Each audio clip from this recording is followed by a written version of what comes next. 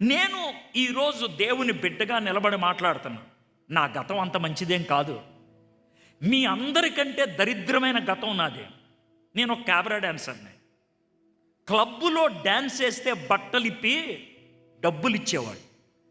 ఆ డబ్బులతో మాదక ద్రవ్యాలు కొనుక్కునేవాడిని. ఇది నా బతుకు, ఇది నా బ్రతుకు. నేనేదో పైనుంచి ఊడిపడ్డవాడిని కాదు. అలాంటి బ్రతుకులో ఉన్నటువంటి నాకు దేవుడు దెబ్బ కొట్టాడు. అప్పుడు కళ్ళు తెరుచుకున్నాను నేను. నీకు కూడా దెబ్బ కొడితే కానీ కళ్ళు తెరుచుకోవేమో. ఈ అమ్మాయికి దెబ్బ కొట్టాడు. నువ్వు 5గురితో ఉన్నావు, ఇప్పుడు 6వ వాడు కూడా నీ భర్త కాదు. దాంతో ఆమెకి జోల్ట్ కలిగింది. సరే, 6వ వచనం. అక్కడ యాకోబు బావి ఉండెను కనుక యేసు ప్రయాణం వలన అలసి ఉన్న రీతినే ఆ బావి యొద్ద కూర్చుండెను. అప్పటికి ఇంచుమించు 12 గంటలు. ఆయన సార్ 25కి వచ్చారు, మళ్ళీ వెనక్కి వెళ్తున్నారే. 4వ వచనం నుంచి 25వ వచనం దాకా అమ్మాయి గురించి మాట్లాడాను. ఇప్పుడు మళ్ళీ వరుసగా వస్తాను, యేసయ్య గురించి మాట్లాడతాను. యేసయ్య మనిషి, యేసయ్య మనిషి. యేసయ్య మనిషి కాబట్టి అలసిపోయాడు. యేసయ్య మనిషి కాబట్టి దప్పికేసింది. యేసయ్య మనిషి కాబట్టి ఎండ తీవ్రత తట్టుకోలేకపోయాడు. ఆయన మనిషి. సార్ అదెందుకు చెప్తున్నారు? యేసయ్య మనిషి కాబట్టి నీ బాధను ఆయన అర్థం చేసుకోగలడు. యేసయ్య మనిషి కాబట్టి నాకు దప్పికేస్తుందని దప్పిక తీర్చగలిగే ఒక అమ్మాయితో మాట్లాడుతూ మొదలు పెట్టగలిగాడు ఆయన. నీతో మాట్లాడినప్పుడు ఆయన పరలోకపు భాష మాట్లాడు, భూలోకపు భాష మాట్లాడతాడు. గుర్తుపెట్టుకో, నీ భాష మాట్లాడతాడు. ఎందుకు చెప్తున్నాను ఈ మాట? యేసయ్యకి మన భాష అర్థమవుతుంది. చెప్పంటారా కొన్ని భాష? యేసయ్యతో మాట్లాడితే ఎలా ఉంటుందో? యేసయ్య ఏంటి బాబు చెప్పు, నీకేం అర్థమవుద్దయ్యా నా బాధ? అట్లా కాదులే, ఇంతకీ నీ బాధ ఏంటి చెప్పు. యేసయ్య చెప్పు, నన్ను మోసం చేశారు. ఎవరు మోసం చేశారు? యేసయ్య పరయోడు ఎవడో మోసం చేస్తే బాగానే ఉండేది. ఇంట్లో వాళ్ళు మోసం చేశారు, నా మిత్రులు మోసం చేశారు. అదా, నాకు కూడా తెలుసులే. ఎలా తెలుసు? నన్ను మోసం చేసింది 3.5 సంవత్సరాలు పెంచి పోషించిన నా శిష్యుల్లో ఒకడు. ఎలా ఉంటుందో నాకు తెలుసు. యేసయ్య నా దగ్గర తిన్నారు, నా దగ్గర తాగారు, నా దగ్గర బతికారు, నా దగ్గర ఆడుకున్నారు. కష్టం వచ్చినప్పుడు ఎవరు లేరు యేసయ్య, ఎవరు లేరు. అది నాకు కూడా అర్థమవుతుంది. ఎలా అర్థమవుతుంది? నన్ను సైనికులు వచ్చి పట్టుకుంటే ఒక్క శిష్యుడు కూడా లేడు అక్కడ. ఒక శిష్యుడైతే ఆయన ఎవరో నాకు తెలీదు అని బొంకాడు. నాకు కూడా అది తెలుసు. యేసయ్య నిన్ను నుంచో పెట్టి అరే సిగ్గులేనోడా, అరే పనికి మానోడా అని తిడితే ఎలా ఉంటుంది? నన్ను తిట్టారు అలాగా. నన్ను కూడా తిట్టారు. రోమన్ సోల్జర్స్ తిట్టారు. నా ముఖం మీద ఉమ్మేసి నా ముక్కు మీద గుద్ది ఎవడు గుద్దాడో చెప్పానన్నారు. నన్ను కూడా ఏడిపించారు. అది ఎలా ఉంటుందో నాకు తెలుసు. యేసయ్య తినటానికి తిండి లేదు, నాకు తెలుసు. ఎరికో అరణ్యంలో 40 రోజులు ఉపవాసం ఉంటే కళ్ళు బైర్లు కమ్మి రాళ్ళు రొట్టెల్లా కనపడ్డాయి నాకు తెలుసు ఆ బాధ ఎలా ఉంటుందో. మీ ఇంట్లో వాళ్ళు నిన్ను అనుమానిస్తే ఎలా ఉంటుంది నీకు? నాకు తెలుసు. అదే సమరయ స్త్రీతో మాట్లాడుతుంటే ఈవిడ ఆ అమ్మాయితో ఎందుకు మాట్లాడుతున్నారు అని ఒక విచిత్రమైన పదజాలం ఉపయోగించిన మా శిష్యులే. అనుమానించింది ఎవరో కాదు, నా వాళ్ళే. ఎప్పుడైనా నీకు బెంగేసిందా? ఎందుకు వేయలేదు, వేసింది. సిలువ మీద చచ్చిపోతుంటే అమ్మను చూసి బెంగేసి, అమ్మా జాన్ చూసుకుంటాడు మమ్మీ, జాన్ మమ్మీని చూసుకో, బెంగతో అన్న మాట అది. నీకు ఇష్టమైన వాళ్ళు చచ్చిపోతే ఎలా ఉండదు తెలుసు. అది నాకు లాజర్ చచ్చిపోతే ఏడ్చాను నేను. నీకున్న బాధల్లో నాకు ఏది లేదో చెప్పు. నువ్వు ఎదుర్కొన్నటువంటి శోధనలో నాకు ఏది లేదో చెప్పు. నిన్ను నేను అర్థం చేసుకోగలిగే మనిషిని, నీ భాష మాట్లాడగలిగే మనిషిని, నీ చెయ్యి పట్టుకోగలిగే మనిషిని, నీ భుజం మీద చెయ్యేసి దగ్గరికి లాక్కొని మాట్లాడగలిగే మనిషిని. He's man. 10వ వచనం. అందుకు యేసు, నువ్వు దేవుని వరమును నాకు దాహమునకు ఇమ్మని నిన్ను అడుగుచున్నవాడు ఎవడో అది ఎరిగి ఉన్నట్టయితే నువ్వు ఆయనని అడుగుదువు, ఆయన నీకు జీవజలమిచ్చునని ఆమెతో చెప్పాను. యేసయ్య మనిషి 6వ వచనం ప్రకారం, యేసయ్య దేవుడు 10వ వచనం ప్రకారం. దేవుడు ఒక్కడే జీవజలాన్ని ఇవ్వగలడు. దేవుడు ఒక్కడే ఇలాంటి మాటలు ఉపయోగించగలడు. ప్రవక్తలు మాట్లాడలేరు ఇలాగా, అభిషిక్తులైనటువంటి వాళ్ళు మాట్లాడలేరు ఈ మాట. దేవుడు ఒక్కడే ఈ మాట మాట్లాడగలడు. మెస్సయ్య ఒక్కడే ఈ మాట మాట్లాడగలడు. పరలోకం నుంచి దిగొచ్చినోడు ఒక్కడే ఈ మాట మాట్లాడగలడు. నేను మనిషిని, నీ చేయి పట్టుకోగలను. నేను మనిషిని, నిన్ను అర్థం చేసుకోగలను. నేను దేవుణ్ణి, నీకున్న బాధకి జవాబు ఇవ్వగలను. నేను I can understand you, I can solve your problem. నిన్ను అర్థం చేసుకునే మనిషిని, నీ సమస్యకు జవాబిచ్చే దేవుణ్ణి. నేను మానవుణ్ణి, నేను దేవుణ్ణి. చాలామంది యేసు ప్రభుని 2 రకాలుగా తప్పుగా ఆలోచిస్తారు. వాళ్ళకి ఈ 2 ఎలా ఇమిడి ఉంటాయో చెప్పలేక. ఏంటది? ఆయన మనిషి, దైవ లక్షణాలు కలిగిన వాడు, రైట్ కాదు అది. ఆయన దేవుడు మనిషిలాగా నటించాడు, అది కూడా కరెక్ట్ కాదు. ఆయన మనిషి, దైవ లక్షణాలు కలిగిన వాడు, రైట్ కాదు అది. ఆయన దేవుడు మనిషిగా నటించాడు, కరెక్ట్ కాదు అది. ఆయన దేవుడు, ఆయన మానవుడు. ఇది నాకు తెలియదు ఎలాగో. నాకేంటి, అపోస్తులుడైన పౌలు చెప్పిన మాట వినండి. తిమోతికి రాసిన మొదటి పత్రిక 3వ అధ్యాయం 16వ వచనం. నిరాక్షేపముగా దైవభక్తిని గూర్చిన మర్మము గొప్పదై ఉన్నది. ఆయన సశరీరుడుగా ప్రత్యక్షమాయను. ఎవరు? యేసయ్య. ఆత్మ విషయమున నీతిపరుడని తీర్పు నొందెను. దేవదూతలకు కనబడెను. రక్షకుడని జనములలో ప్రకటింపబడెను. లోకమందు నమ్మబడెను. ఆరోహణుడై తేజోమయుడాయను. అది ఎలాగో నాకు తెలీదయా. మానవత్వం, దైవత్వం ఒకడిలో ఎలా ఉంటుందో నాకు తెలీదు, కానీ ఆ 2 ఆయనలో ఉన్నాయి. ఆయన మానవుడు కాకపోతే నా ప్రతినిధి కానేడు. ఆయన మానవుడు కాకపోతే నన్ను ఓదార్చలేడు. ఆయన మానవుడు కాకపోతే నా బాధలు ఆయనకి తెలీదు. నా మానవుడు కాకపోతే నేను ప్రార్థన చేస్తే ఆయనకి అర్థం కాదు. ఆయన దేవుడు కాకపోతే నాకు ప్రార్థన జవాబు ఇవ్వలేడు. ఆయన దేవుడు కాకపోతే నా రక్షకుడు అవ్వలేడు. ఆయన దేవుడు కాకపోతే నన్ను ఆదరించలేడు. దైవ మానవుడు ఆయన. ఆమె నాకు తాగే నీళ్ళు ఇమ్మంది. యేసయ్య నీకు జీవాన్నిచ్చే నీళ్ళు ఇస్తానన్నాడు. నీళ్ళు అనే పదంతో మాట్లాడుతున్నాడు. 11వ వచనం. అప్పుడు ఆ స్త్రీ, అయ్యా ఈ బావి లోతైనది, చేదుకున్నట్టుకు నీకేమీ లేదు. ఆ జీవజలము ఎలాగు నీకు దొరుకును?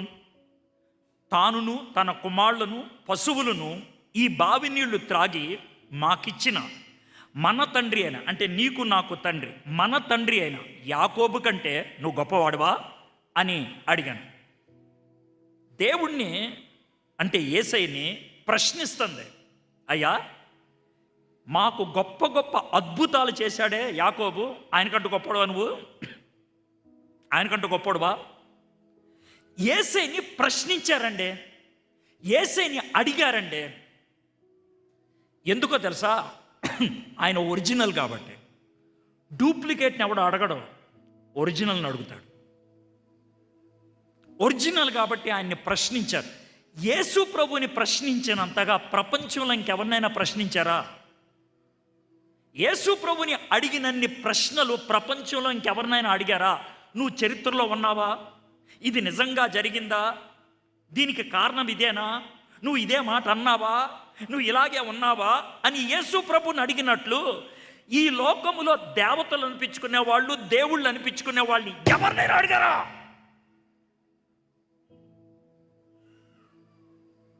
ఎవరిని అడగలా. యేసు ప్రభుని అడుగుతుంది, నువ్వు యాకోబు కంటే గొప్పోడువా? 13వ వచనం. అందుకు యేసు, ఈ నీళ్లు తాగు ప్రతివాడు మరలా దప్పిగొనును, నేనిచ్చు నీళ్లు త్రాగువాడు ఎప్పటికీ దప్పిగొనడు.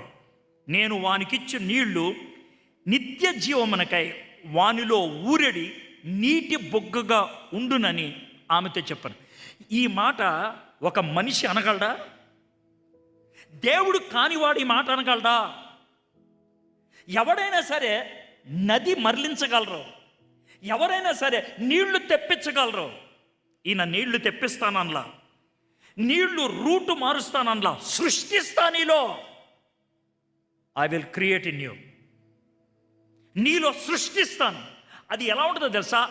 ఆ నీటిని నీకిస్తే అది బొగ్గగా మారుతుంది. It will become a spring.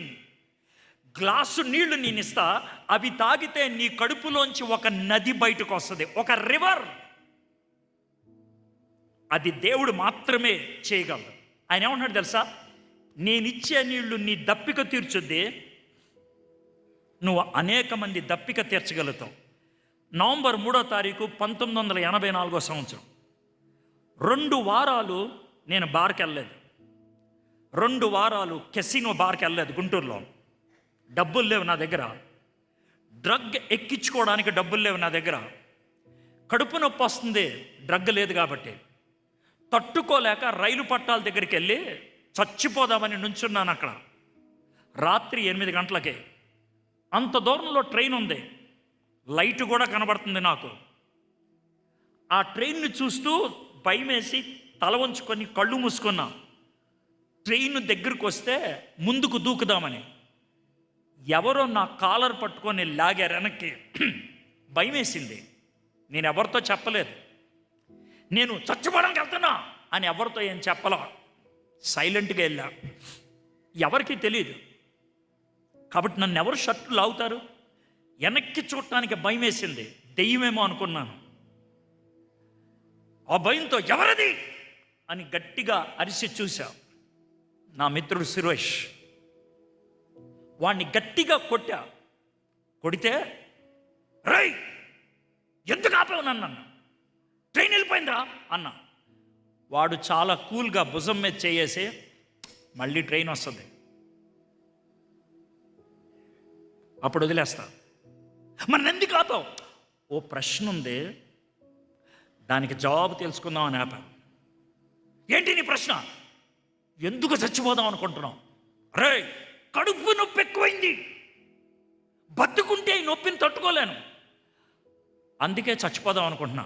నా ఫ్రెండ్ చాలా కూల్గా, చచ్చిపోతే కడుపు నొప్పి పోతుందని నీకు ఎవడైనా చెప్పాడా? నా దగ్గర జవాబు లేదు. చెప్పరా, ఏ పుస్తకంలో అన్నా రాసుందా చచ్చిపోతే కడుపు నొప్పి ఆగిపోద్ది అని? ఎక్కడైనా రాసుందా? ఎవడైనా చెప్పాడా? ఒకవేళ ఈ నొప్పి కూడా కొనసాగితే, ఎల్లకాలం ఈ నొప్పి ఉంటే,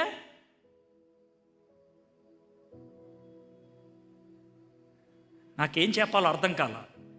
జవాబు చెప్పడం చేతకాక వాడి చెయ్యి గట్టిగా పట్టుకొని ఏం చేయమంటావురా? ఏమీ లేదు. ఇలాంటి సమస్యలకి చావు పరిష్కారం కాదు. చచ్చిపోవటం సులభమే, కానీ పరిష్కారం రాదు. సమస్యగానే ఉంటుంది. ఏం చేయమంటావు నన్ను? ఏం చేయమంటావు నన్ను? వాడు నాతో మాట్లాడిన తీరు నన్ను ఆలోచింపచేసింది. యేసుప్రభు అమ్మాయితో మాట్లాడిన తీరు అమ్మాయిని ఆలోచింపచేస్తుంది. అప్పుడు యేసుప్రభు అన్నమాట 16వ వచనం, యేసు నువ్వు వెళ్ళి నీ పెనిమిటిని పిలుచుకొని ఇక్కడికి రమ్మని ఆమెతో చెప్పాను. యేసు ప్రభుకి 5గురితో రిలేషన్లో ఉన్నారని తెలీదా? తెలుసు. ఇప్పుడున్నవాడు భర్త కాదు అని తెలీదా? తెలుసు. ఎందుకు అడిగాడు? దేవుడు ప్రశ్న వేసేది నీ దగ్గర నుంచి సమాచారం ఆయన తెలుసుకోవడానికి కాదు. ప్రశ్న నీ మనసు నీ ముందు నిలబెట్టడానికి. ప్రశ్న నిన్ను నువ్వు తెలుసుకోవడానికి. నాకు తెలిసిన నేను దేవుడు బట్టబయలు చేస్తాడు. ఆ రోజు దేవుడు చెప్పే మాట ఏంటి తెలుసా? నీకు తెలిసిన నువ్వు నాకు తెలుసు, నీ బతుకంతా నాకు తెలుసు, నీ గతమంతా నాకు తెలుసు. అయినప్పటికీ ఐ లవ్ యూ చెప్తా. అయినప్పటికీ ఐ లవ్ యూ చెప్తా. ఎవడైనా ఉన్నాడో అలా అంటాడు? చెప్పు, ఎవడైనా ఉన్నాడో? నీ గతం తెలుసు, నీ బతుకు తెలుసు, అయినప్పటికీ ఐ లవ్ యూ చెప్తా. ఇది దేవుడు తప్పించి ఏ మానవుడు చేయలేనటువంటి పని. ఆయన దేవుడు, ఆయన మానవుడు. యేసయ్య కెలికాడు ఆ అమ్మాయిని. ఆ అమ్మాయిని కెలికి ఆ అమ్మాయి తట్టుకోలేని పరిస్థితికి వచ్చినప్పుడు ఆదరించడం మొదలుపెట్టాడు. ఈ రాత్రి పరిశుద్ధాత్ముని మీ హృదయాన్ని కెలుకుతాడు. పరిశుద్ధాత్ముడు ఒప్పింప చేస్తాడు. ఇది నీ బతుకురా, అతను మాట్లాడుతున్నాడే అది నీ గురించేరా, ఇది నీకు వినబడుతుంది, నీ చెవులో, నీ మనసులో అనిపిస్తూ ఉంటుంది. ఆ అనిపించినప్పుడు పరిశుద్ధాత్ముడు ఆశించేది ఒకటే, సత్యాన్ని తెలుసుకోవాలి. యేసయ్య చెప్పదలుచుకుంది ఏంటంటే, అమ్మా నీకు ఒక ఆశ ఉన్నది, ఆశ తప్పేం కాదు. నీకు ఒక కోరిక ఉన్నది, కోరిక తప్పేం కాదు. కానీ శరీరపు పద్ధతి ప్రాణానికి తృప్తినిస్తుంది అనుకున్నావు. సెక్స్ నీ ప్రాణానికి తృప్తినిస్తుంది అనుకున్నావు. బ్లూ ఫిలిమ్స్ నీ ప్రాణానికి తృప్తినిస్తుంది అనుకున్నావు. పోర్నోగ్రఫీ నీ ప్రాణానికి తృప్తినిస్తుంది అనుకున్నావు. అమ్మాయిలతో అబ్బాయిలతో విచ్చలవిడిగా తిరిగితే నీ ప్రాణానికి తృప్తి వస్తుంది అనుకున్నావు. డబ్బులు సంపాదిస్తే ప్రాణానికి తృప్తి వస్తుంది అనుకున్నావు. మందు కొడితే ప్రాణానికి తృప్తి వస్తుంది అనుకున్నావు. ఈ అమ్మాయి అబ్బాయిల చుట్టూ తిరిగింది. మరి నువ్వు ఎవరి చుట్టూ తిరుగుతున్నావు నాకు తెలీదు. I don't know behind whom you are going. డబ్బులా, లైంగిక చర్యలా, పోర్నోగ్రఫీయా, ప్రజల్ని మోసం చేయటమా, జోదమా, అబద్ధాలు ఆడటమా, ఏది? I don't no. 26వ వచనం, యేసు నీతో మాట్లాడుచున్న నేనే ఆయనను అని ఆమెతో చెప్పాను. ఆ అమ్మాయి గురించి మొదటి నుంచి చివరి దాకా చెప్పాను. యేసయ్య గురించి చెప్పాను. చాలామంది మాట్లాడుతారు, యేసు ప్రభు వారు నేను దేవుణ్ణి అని చెప్పాడా, యేసు ప్రభు వారు నేను రక్షకుణ్ణి అని చెప్పాడా, యేసయ్య నేను మెస్సయ్య అని చెప్పాడా? చూడండి ఎంత స్పష్టంగా అంటున్నాడు. 25వ వచనంలో మెస్సయ్య వస్తాడని, క్రీస్తు వస్తాడని మాకు తెలుసు. ఆయన వచ్చినప్పుడు ఇవన్నీ జరుగుతాయి. యేసయ్య అన్న మాట అని తెలుసా? అది నేనే, అది నేనే. యేసు ప్రభు వారు నేనే అంటే ఆయన 100కి 100 పాళ్ళు దేవుడై ఉండాలి, లేకపోతే ప్రపంచాన్ని పాడు చేయటానికి వచ్చిన మోసగాడై ఉండాలి. ఈ రెండిట్లో ఏదో ఒకటే. మధ్యస్థంగా యేసు ప్రభు అంటే నాకు ఇష్టం అనొద్దు, యేసు ప్రభు మంచోడు అని వదిలేయొద్దు. అయితే ఆయన దేవుడు, లేకపోతే ఆయన దెయ్యం. మధ్యలో పెట్టొద్దు ఆయన్ని. దేవుడిగా అంగీకరిస్తావా, కాళ్ళ మీద పడు. దెయ్యం అనుకుంటావా, కాలుతో తన్నేసి వెళ్ళిపో. మళ్ళీ అలాంటి మీటింగ్కి రావద్దు, మళ్ళీ బైబిల్ పట్టుకోవద్దు, మళ్ళీ చర్చి జోలికి రావద్దు. యేసు ప్రభు దెయ్యం అని చెప్పు, నీ ఇష్టం అది. లేదంటావా, ఆయన కాళ్ళ మీద పట్టడానికి ఇష్టపడు. ఇందాక వాక్య భాగం చదివించానే, ఆ వాక్య భాగంలో మనం నేర్చుకున్నటువంటి విషయం, యేసు ప్రభు వారు ఆ అమ్మాయి సాక్ష్యాన్ని బలవంతంగా బయటికి రానిచ్చాడు యేసయ్య. యేసయ్య తన సాక్ష్యాన్ని పంచుకున్నాడు. తన సాక్ష్యం ఏంటి? నేను రక్షకుణ్ణి, నేను నీకోసం వెతుక్కుంటూ వచ్చాను, నేను దప్పిక తీర్చగలిగేవాడిని, కానీ నీ దెప్పగా అడుగుతున్నాను నేను. ఇది నా సాక్ష్యం.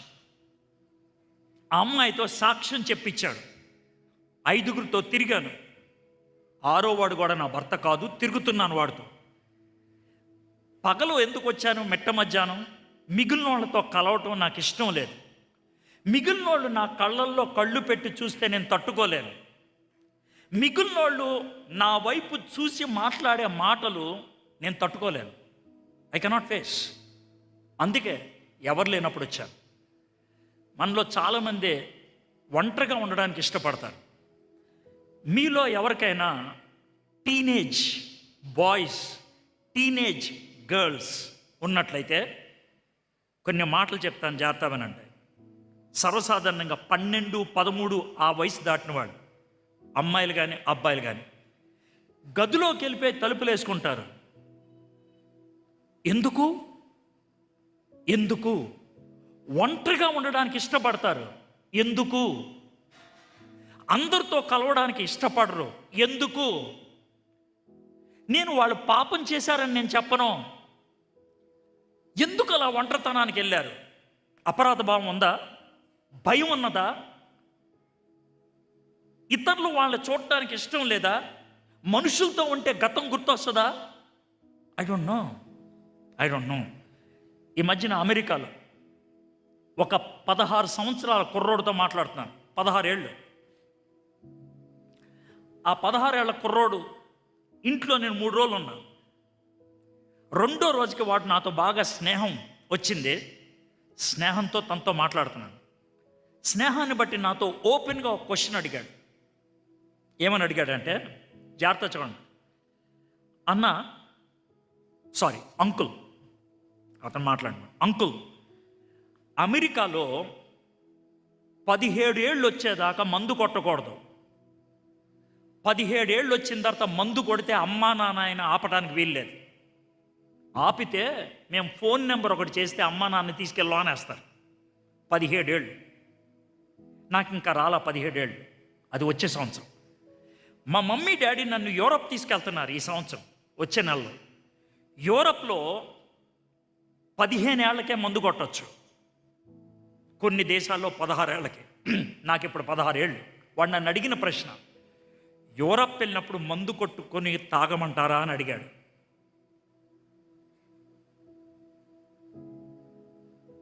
మనకి కొన్ని అడ్లుండిపోతాయి. ఆ అడ్డు దాటితే ఎక్కడికైనా వెళ్ళిపోతాం. అంటే అవకాశం దొరకలేదు కాబట్టి మీలో చాలామంది పాపం చేయలే. మళ్ళీ చెప్తున్నా, అవకాశం దొరకలేదు కాబట్టి పాపం చేయలే. దొరికితే మీరు రెచ్చిపోయి ఉండేవాళ్ళు. వాడికి దొరకలేదు. సరే, వాడికి చెప్పాల్సిన జవాబు చెప్పాను, అయిపోయింది. ఇంకా మిత్రుడయ్యాడు. వాడికి కిడ్నీ ప్రాబ్లం ఉంది. వాళ్ళ నాన్న చెప్పాడు, అన్న వాడికి కిడ్నీ ప్రాబ్లం ఉంది, వాడితో ప్రార్థనలో గడపడినాను.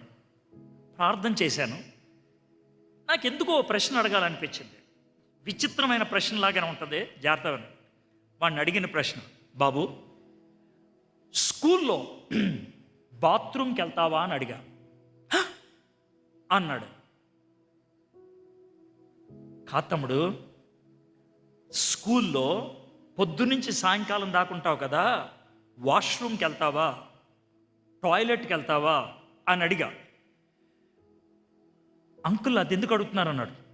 అడిగాను, జవాబు చెప్పచ్చు కదా, జాగ్రత్త అన్నాడు. వెళ్ళటం మానేశాను అంకుల్ అన్నాడు. ఏ బాత్రూంలో ఒకరోజు జరిగిన విషయం నాకు భయాన్ని కలిగించింది. ఇంకప్పటి నుంచి వెళ్ళట్లేదు.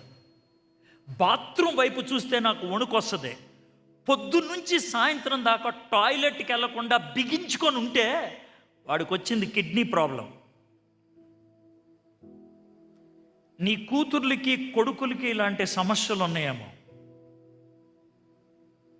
వాళ్ళతో మాట్లాడట్లేదేమో నువ్వు. నీకు ఇలాంటి సమస్యలు ఉన్నాయేమో, ఎవరైనా మాట్లాడితే బాగుండు అని అనిపిస్తుందేమో.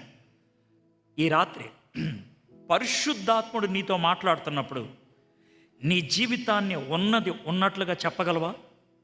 నీ జీవితాన్ని ఉన్నది ఉన్నట్లుగా. యేసు నీతో మాట్లాడుచున్న నేనే ఆయననని ఆమెతో చెప్పాను. యేసు ప్రభు యందు విశ్వాసం ఉంచింది, యేసు ప్రభుని రక్షకుడుగా అంగీకరించింది. ఎలా చెప్తున్నారు సార్? ఎలా చెప్తున్నారు? ఒంటరిగా వచ్చింది నీటి బావి దగ్గరికి, కానీ పరిగెత్తుకుంటా ఊర్లోకి వెళ్ళింది. ఇది వరకు వాళ్ళ ముఖం చూడటానికి భయం వేసింది, ఇప్పుడు ఆవిడే ప్రజల దగ్గరికి వెళ్ళి చెప్తుంది. యేసు ప్రభుతో సమాధాన పడితే చుట్టూ ఉన్న వాళ్ళతో సమాధాన పడటానికి ఇష్టపడతావు. నీకున్నటువంటి భయం పటాపంచలవుతుంది, నీకున్నటువంటి సిగ్గు వెళ్ళిపోతుంది. నేను ఒకప్పుడు క్యాబరా డాన్సర్నని ఎవ్వడికి చెప్పలా, కానీ మారు మనసు పొందిన తర్వాత ధైర్యంగా చెప్పా. నేను విచిత్రమైన దరిద్రమైన జీవితం జీవిస్తున్నాను, నా భార్య కూతుర్లు కూర్చున్నప్పుడు కూడా చెప్పగలిగాను నేను.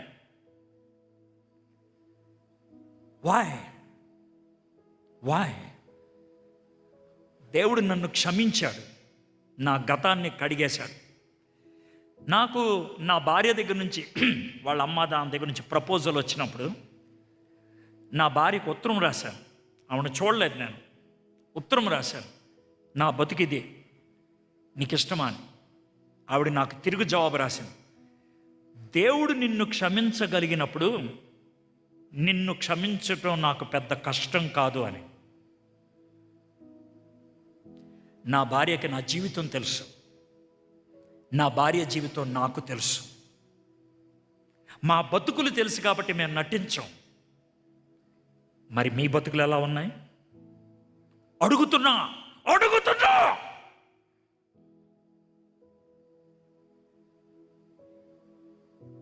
Are you open? యేసు ప్రభు దగ్గర క్షమాపణ పొందితే నటించాం, ధైర్యంగా మాట్లాడగలుగుతాం.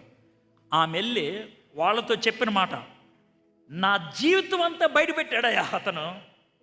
మీకు తెలుసుగా నా జీవితం గురించి, అతను బయట పెట్టాడు.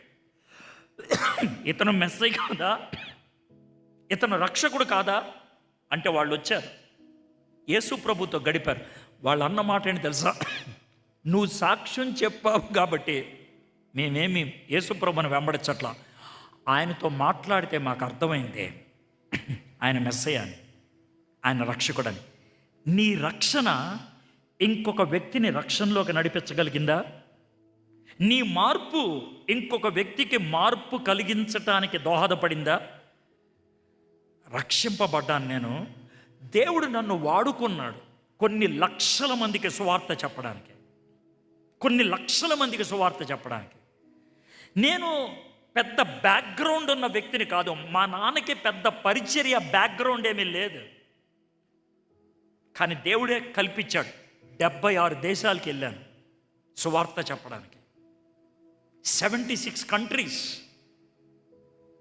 అనేక మంది పిలుస్తూనే ఉంటున్నారు నన్ను.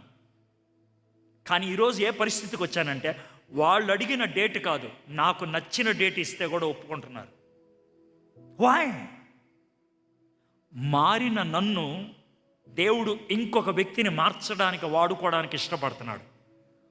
What about you? ఆ రోజు రాత్రి ఏం జరిగిందో చెప్పి నేను ముగిస్తాను.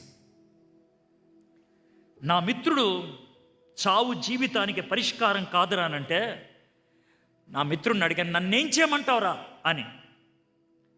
వాడు అన్నాడు, అరే నీకు ఒకళ్ళ పేరు చెప్తే కోపం వస్తుంది, తెలుసు నువ్వు యేసు గురించి చెప్తావని. నాకు ఆయన అంటే ఇష్టం లేదు. ఎందుకు ఇష్టం లేదు చెప్పరా?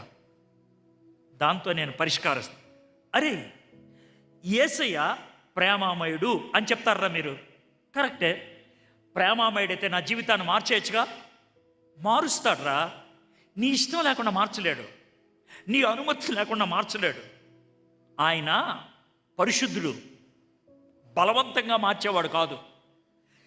అదే నాకు కావాల్సింది. ప్రేమ నన్ను వదులుకోలేదు, పరిశుద్ధత నన్ను తాకలేదు. ఆయన పరిశుద్ధుడైతే నన్ను తాకలేడు, ఆయన ప్రేమామయుడైతే నన్ను వదలలేడు.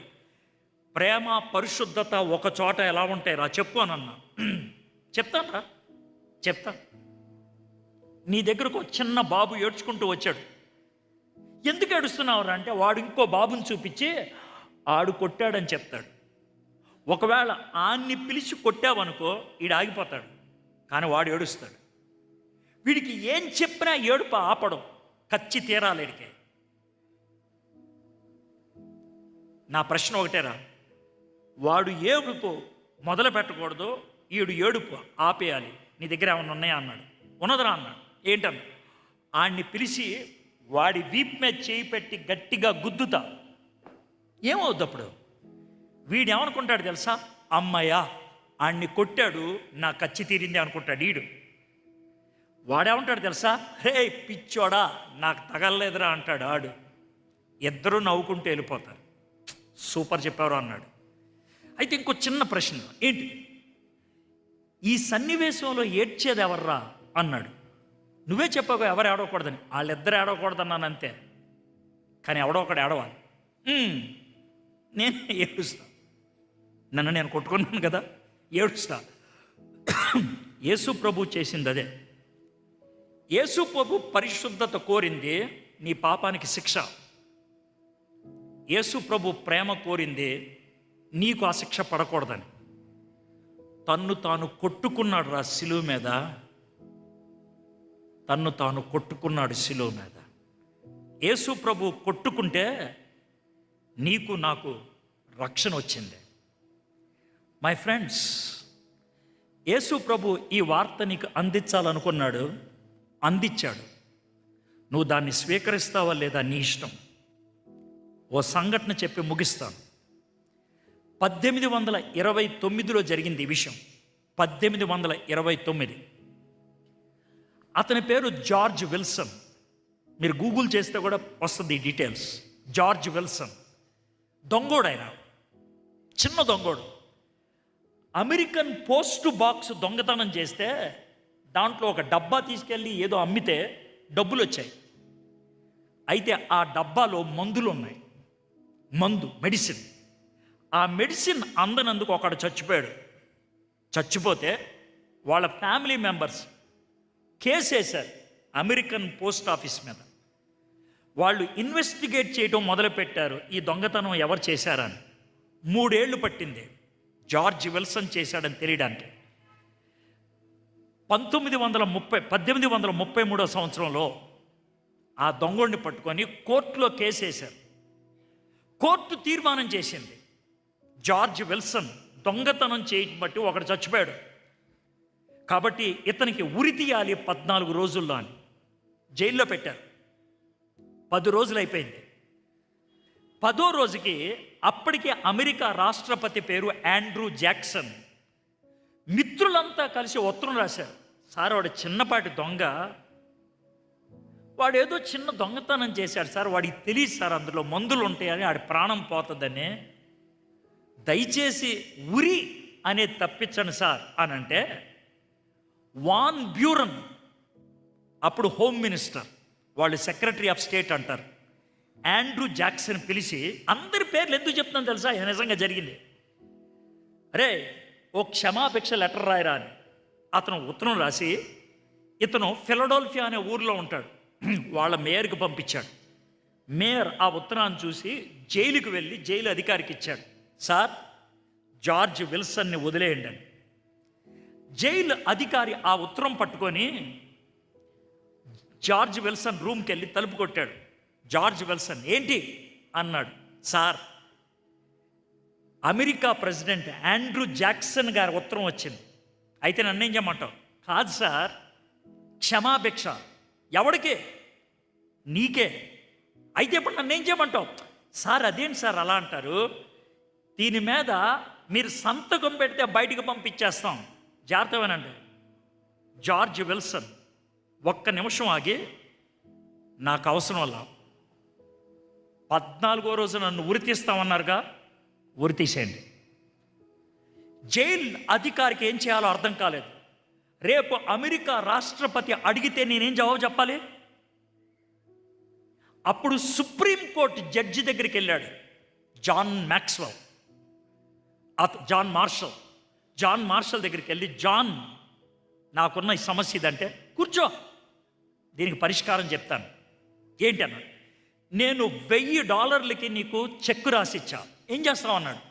ఏం చేస్తాను, బ్యాంకుకి వెళ్ళి డబ్బులు తీసుకుందాం అనుకొని అలా వదిలేసావు. 6 నెలల తర్వాత అదే చెక్కు పట్టుకొని బ్యాంకుకి వెళ్ళావు. బ్యాంక్ మేనేజర్ ఏం చెప్తాడు, సార్ 6 నెలలు అయిపోయింది, ఈ చెక్కు పని చేయదు అని. ఓకే వదిలే. నాకు వచ్చిన ప్రశ్న ఇది, ఇప్పుడు ఆ చెక్కుని ఏం చేస్తావు? ఏం చేస్తాను, చింపి డస్ట్బిన్లో పడేస్తాను. చెక్కుని కనుక బ్యాంకుకి తీసుకెళ్ళి డబ్బులు తీసుకురాపోతే పనికి మారింది, క్షమాభిక్ష ఇచ్చినప్పుడు అంగీకరించకపోతే కూడా పనికి మాలిందే. ప్రెసిడెంట్ గారు క్షమించాడు, వీడు వద్దనుకున్నాడు, మనం ఏం చేయలేం.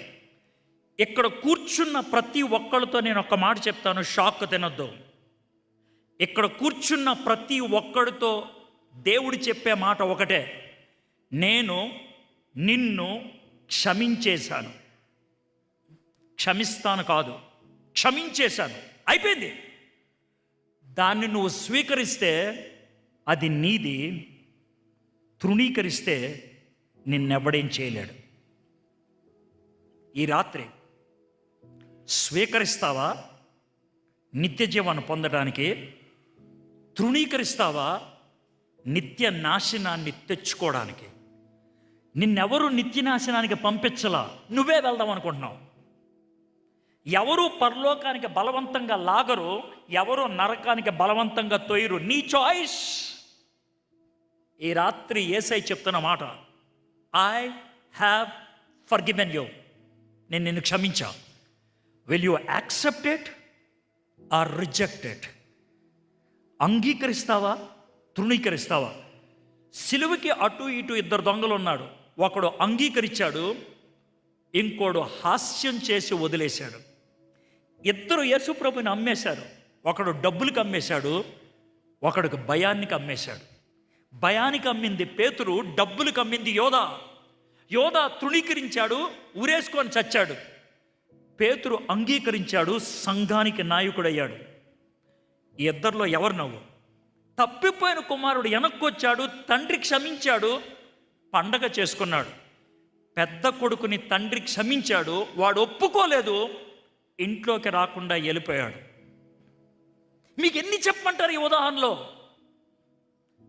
ఈ రాత్రి క్షమాపణ అంగీకరిస్తావా, క్షమాపణ తృణీకరిస్తావా? థింక్, ఆలోచించండి.